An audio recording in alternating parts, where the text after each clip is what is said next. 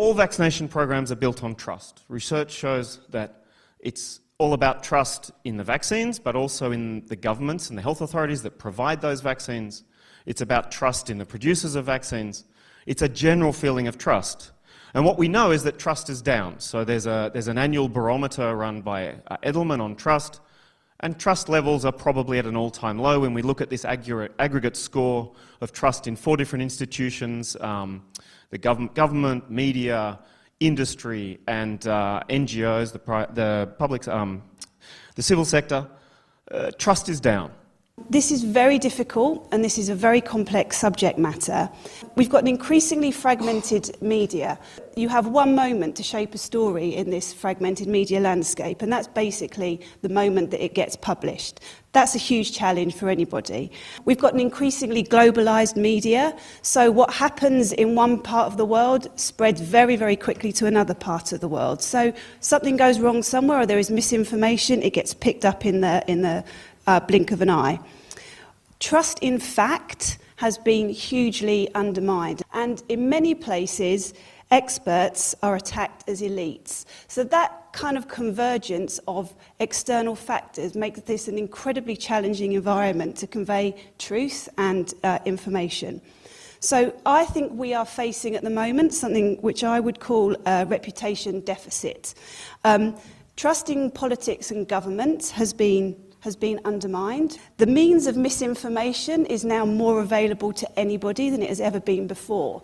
And I think to those of us who are in the business of conveying truth or fact, we have to radically redefine how we think about this. We're no longer just passive consumers of media. The world out there is no longer just passive consumers of media. We're actually all producers. So that definition of those in the know telling those who are uneducated has completely been radically redefined, and we've just got to learn to adapt to that. There's a vaccine hesitancy continuum. In the past, we used to think of it as pro-vaccine people and anti-vaccines.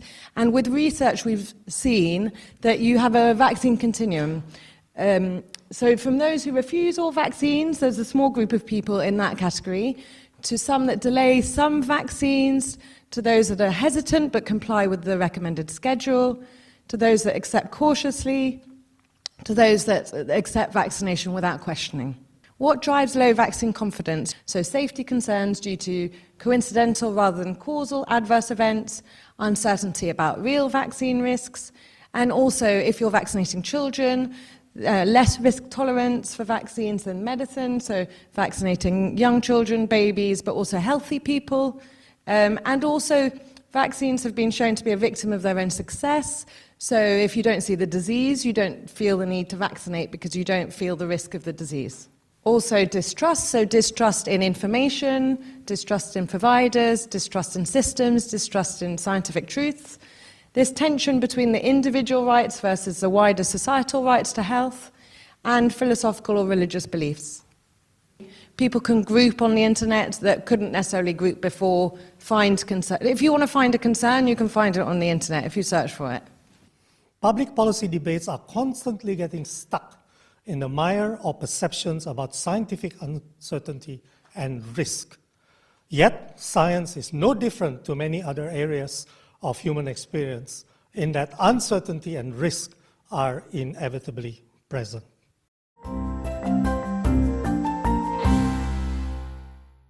What can you do about it? You need to firstly identify the susceptible population groups, so those that are susceptible of the vaccine-preventable disease, and then you need to diagnose the drivers and the barriers to immunization, so why are people not vaccinating?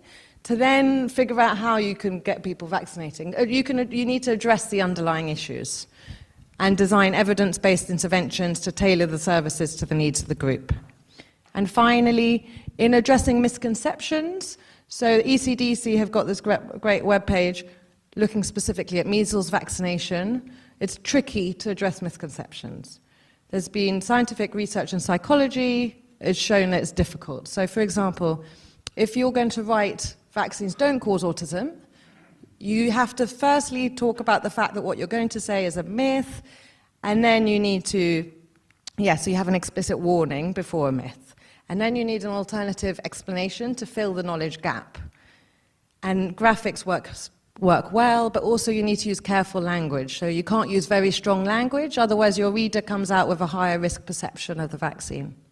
I think based on what we understand, the first thing we have to do is equip healthcare professionals and really galvanise them, give them the tools to manage these difficult conversations, and absolutely galvanise them because their recommendation is key. So if they're not systematically, confidently recommending vaccination, we're going to have problems in our programs. The two other things I think, well, the two other things that I think is important is we also need to equip journalists to understand vaccination, to understand how it works, to understand the impact of reporting with false balance, etc. And finally, we need to mobilise a chorus of voices. So all of you in the audience today, even if you don't work on vaccines, you're scientists, you're microbiologists, you're biochemists, you're virologists, you understand how vaccines work. If your voice is not in the conversation, then there are other voices that are getting more attention, more recognition. And so I really think that we need a broad, ongoing mobilisation of a whole host of voices in both the social media conversation, but also talking to the press in mainstream media as well, talking about how vaccination works, why it works like that, and why it's important that we need to sustain the programs that we have in place. And in addressing vaccine hesitancy in their patients, healthcare providers are stretched in terms of capacity and confidence in addressing hesitancy. In terms of addressing hesitancy, healthcare providers should acknowledge concerns, not brush them off as not important, but acknowledge them. Engage with their patients, so try and understand the concerns, try and talk through it, and recommend vaccination. I think the key issue here is very much to identify who are actually the people who can influence behavior and actually eventually change it. And in many developing countries, that comes down to grassroots community leaders, even religious leaders. I think through transparency and accountability, and based on the strength of scientific evidence, it is essential to build trust among the key stakeholders. And my third conclusion is that to counter misinformation, it is important to reach out to media, to healthcare providers, to the public and the decision and policy makers to demystify science and clarify the altruistic and risk-benefit dimensions of vaccination.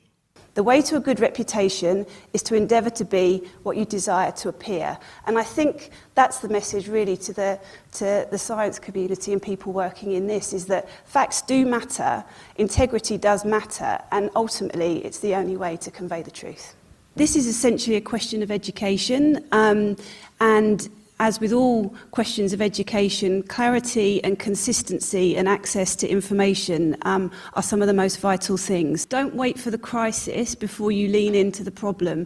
Actually, the most impact that you can make around things like this is before the panic happens. So actually building foundations of fact and understanding in peacetime is actually far more important than anything that you can do in crisis.